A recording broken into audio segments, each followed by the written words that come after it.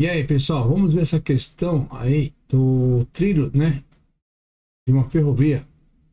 Então, quando a pessoa vai construir uma ferrovia, né, tem que lembrar que o ferro dilata. Então, o trilho, né, que é feito de ferro, tem um coeficiente de dilatação, né, e eis se dilata.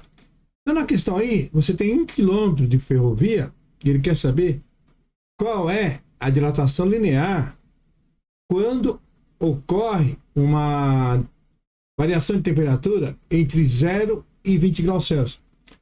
Então, a dilatação linear para os trilhos de uma ferrovia. Vamos ver essa questão, esse exercício aí, certo? Então, vamos ver a questão. O comprimento de trilhos de ferro sofre dilatação linear. Calcule o aumento de comprimento que 1 quilômetro dessa ferrovia, então aqui eu tenho aqui 1 quilômetro, 1000 metros, né? Sofre ao passar de 0 graus Celsius para 20 graus Celsius. Então, você tem aí uma variação de temperatura, um ΔT de 20 graus Celsius. Sendo o coeficiente de dilatação linear do ferro 1,17 vezes 10 a menos 5 graus Celsius a menos 1. Então, a gente está aqui, ó, aproximamos para 1,2 vezes 10 a menos 5 graus Celsius a menos 1. Isso para facilitar os cálculos, tá? Mas, lembrando aqui, é tabelada, né? O alfa do ferro é 1,17 vezes 10 a menos 5 graus Celsius a menos 1. Certo?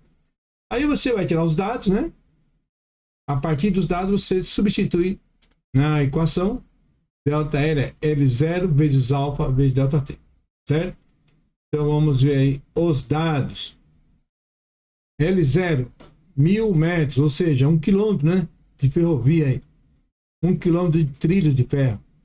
Temperatura inicial, T0, 0 graus Celsius. T, 20 graus Celsius, temperatura final. O alfa, 1,2 vezes 10 a menos 5 graus Celsius a menos 1. Então, vamos achar aqui a variação de temperatura, que é a ΔT, que é T menos T0.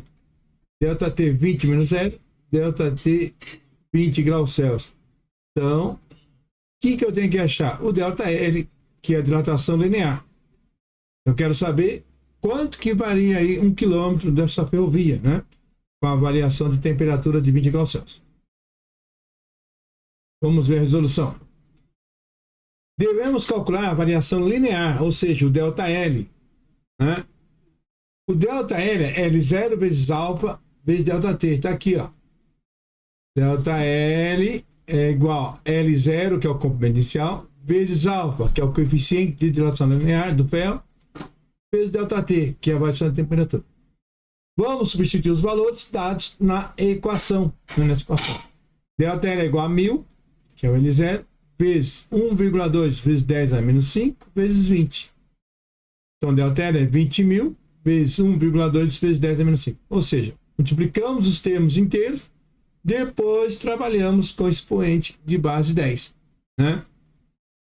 Então, a gente tem ΔL é 24.000 vezes 10 a menos 5.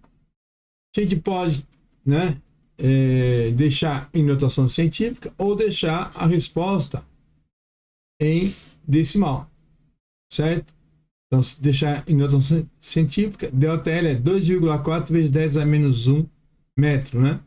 Aqui você desceu 4 casas. 1, 2, 3, 4, né? Agora, se você deixar em decimal, você desce 5 casas, né? 1, 2, 3, 4, 5. Vai dar 0,24 metros, tá? Então, esse 0,24 metros é o ΔL, é a dilatação linear. Valeu, jovem?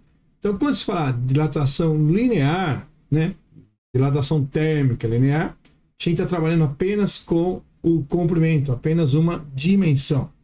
Bom, é isso aí, jovem. Dê um like aí, se inscreva no canal e até a próxima.